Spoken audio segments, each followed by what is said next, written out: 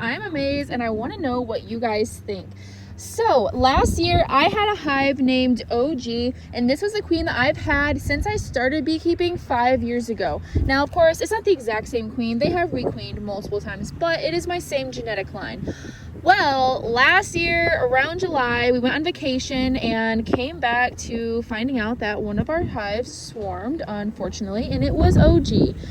Well, they did leave behind queen cells and she did make a new queen, so I was like, okay, at least I have something to keep going off her genetic line as we go through the winter.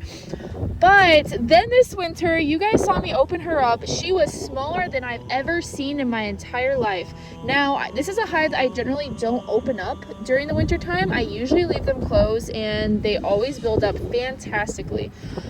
Well, I opened her up, saw she had a small cluster, closed her back up, came back a couple weeks later because I was going to add some bees to her to kind of give her a little bit of a boost, to find out that I had queen cells, meaning I pinched her when I was looking inside of her.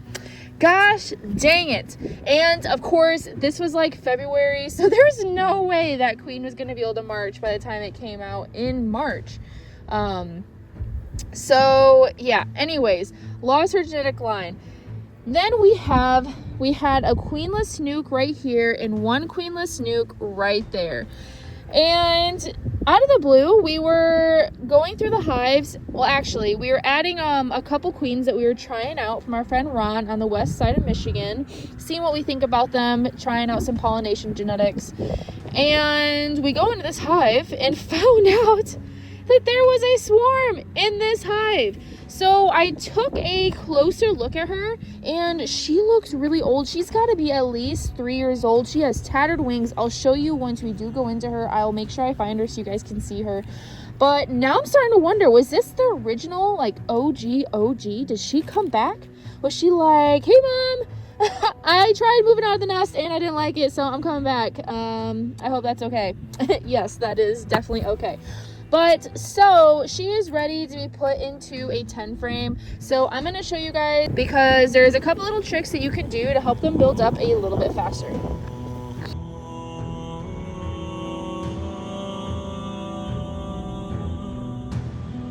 Okay, so, and I wanted to show you guys what she looked like too. Now I am going to leave some of these the way that they were, but I want to give her some drawn frames because right now, actually, May is next week. So by the time you see this video, the flow will be starting. But right now, the flow hasn't been quite coming yet. It did for a little bit. We have a lot of dandelions, but then we got a cold snap and it killed a lot of flowers, and it's been raining on and off too. So that also makes it difficult because the water washes out the nectar, and those flowers then have to restore all that nectar for the bees, so they're not really getting a whole lot of resources coming in. So I don't want to give them that many frames to draw. I've learned this lesson in the past. If you give them too many frames to draw, they don't like that and it stresses them out and they won't be able to draw it anyway, so it's pointless. And I don't want to have to feed this hive heavily because feeding can be kind of expensive. So drawn frames are gold. Okay, so this part of the video will be a little bit more advanced, just a heads up. Because I'm going to arrange this frame to this hive to also keep them from swarming, since I did find some charged swarm cups and I don't want her to end up leaving on me. And this hive is not built up to the extent that I would really want to give them a second box. Give it 2 more weeks and they most definitely will be. So I'm going to condense them down using those feeder frames that I talked about.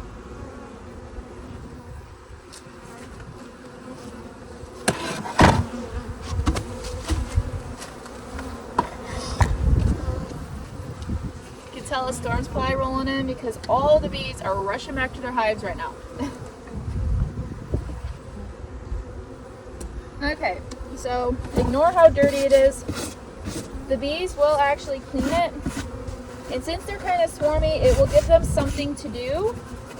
The bees need something to do. It's when they no longer have things to do that they get swarmy.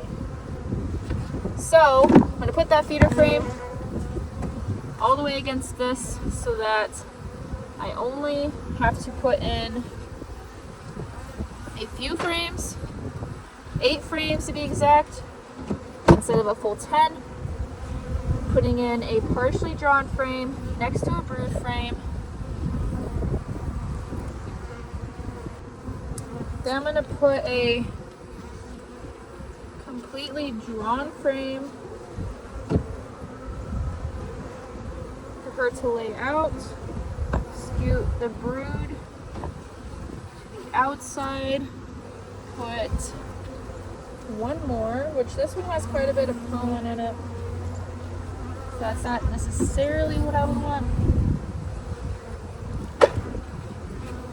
She can work on that one.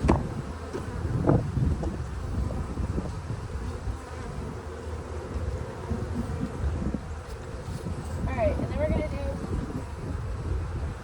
second box.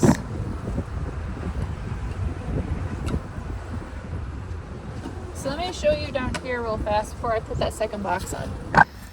So down here, I only gave them one frame for them to kind of draw out. It was this one. This was a partially drawn frame.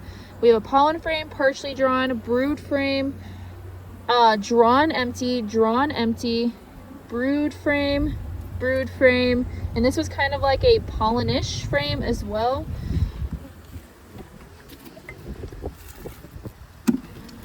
Woo! That wind is coming in, that is for sure. Alright, putting the feeder frame also in the top box, all the way to the outside because that's where the feeder frame was on the bottom box. And then, let's see what kind of frames we have to play with in here.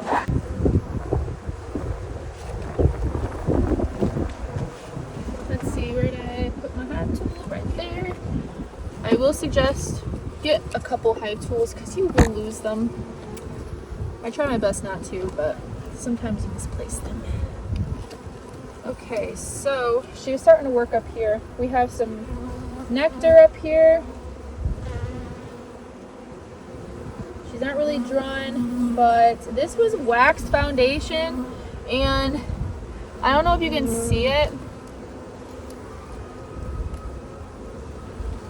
but it's like curved, and yeah, they can't lay anything in that because it's curved. This is what I do not like about wax foundation. I didn't get the kind with wires. I used fishing line as like an experiment, and the consensus of the experiment is do not go that route. All of the wax will start to heat up and kind of melt a little bit, and then it'll start to curve and bow and whatnot. So let's see what other kind of frames I have in here first before I start arranging them. So this is a frame that she's laying in, but they also need to fix it. I love giving them frames that need to be fixed. Sometimes mice get into your hives, which is so frustrating. So you can see where it's kind of been chewed a little bit, where it was chewed out, and they're already starting to build some of it out. So see how it's like lighter right here? That's the wax that they're drawing themselves. Same with, I don't know, oh, they're in the way, so you can't really see that. But they will start to draw it out and fix it. So don't be worried. Okay, she was on that frame previously, but she definitely moved. So let's see where she went to now. So we got another brood frame. Yeah, she's laying nicely. She's definitely pushing them to draw out these cells. That's probably why they're getting kind of swarmy, because they're like, hey, we can't really draw anything yet, but you're wanting to lay like crazy. Oh, here she is. So that will cause them to swarm. Okay, so I'm gonna have to find a picture of OG so I can compare. But look at that queen. Look at her wings. Her wings are kind of tattered. She looks fairly old. Like, look at the color of her abdomen, or of her butt, I guess you could say. And if this was OG, she would be 3 years old. Now, I have no idea how they swarmed by looking at her wings. How was she able to fly? I have no idea, but they did. They made it. They definitely couldn't have been far. Okay, so probably gonna put that frame out here. It looks like I already have a frame in here that needs to have a better waxing because they're struggling to build it out. It looks like there's wax on it though, but I have learned that if you don't draw out that frame right away, the wax apparently goes bad. Well, I don't know if I wouldn't say goes bad is really a good term for it, but they're not really able to use it, unfortunately. So I'll put that next to a brood frame and we'll see what happens. Worst case, I can always move it into a different hive if need be. Or I can always pull it and put a different one in here and wax it, I mean. And then we have another one that they're working on building out because the mice had gotten to it. And they haven't really done much in that one. Okay. So I'm gonna put one of these, had quite a bit of pollen in it, so we're gonna stick that one farthest out as a pollen wall. And then I'm actually gonna put this undrawn frame next to the pollen wall because right now I'm trying to prevent swarming and I need her to lay. And if I just load her up with all these undrawn frames, she's gonna say nope and she's gonna swarm anyways. So this one she can start laying in, but I need to fix it. Same with this one. And this one is the one that she can't lay in anyways, so it has to be a honey frame. So we're gonna put this one on the outside. And when we do make that a honey frame, we will just completely scrape out everything in there and start fresh. Okay, so I'm gonna give her 2 drawn frames right smack dab in the middle for her to go to town and have fun on.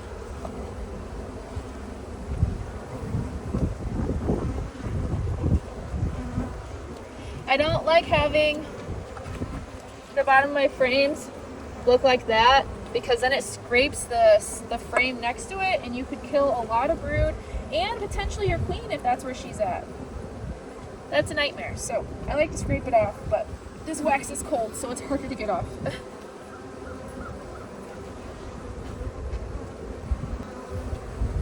Does that work? Alright, so 1 drawn, 2 drawn. So this one's a little smaller, unfortunately. I like it to be the frame feeder. So it kind of messes up the spacing a little bit, but it's okay, it'll still work. Alright. So what I did in the top box, frame feeder. I have a frame that had pollen that was already drawn that I found from a different hive. I have the undrawn frame up here next to the pollen wall. Then I have the brood frame in the frame that she was on. Empty drawn frame, empty drawn frame. This was an empty one that they already had that they were working on, and it's like kind of like a partial drawn. Same with this one. And this one was that wax foundation frame that's kind of like wavy, so they can't really lay in it. This one's going to get cycled out soon though. Honestly, I might even just cycle it out right now and put a different frame in there for her. We'll see how it goes. But anyways, so generally you like your hive to be a lot bigger than this, but she needs room to lay right now because she is laying up a storm. So this is what it's going to be. And this will make her happy because she was with 10 frames and she needed more space. So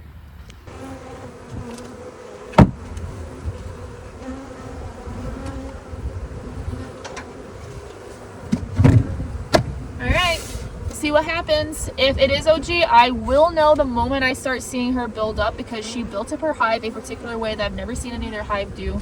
And she would build this beautiful arc of honey. I would not have to manipulate any frames. It would always just be wall-to-wall brood for 2 boxes, and then she'd start doing the arc and just keep putting all the honey up. That makes my life a million times easier, especially when you have a lot of hives that you have to manage too. So I hope that video was helpful, and I hope you have a really successful bee season this year. Remember, there's a lot to learn with beekeeping, so please be gentle on yourself. You will make a lot of mistakes in the beginning. I still make mistakes to this day, and I still have a lot of experience still yet to gain as I keep following along on my beekeeping journey. So with that, that is it for me today. Don't quit, be fit.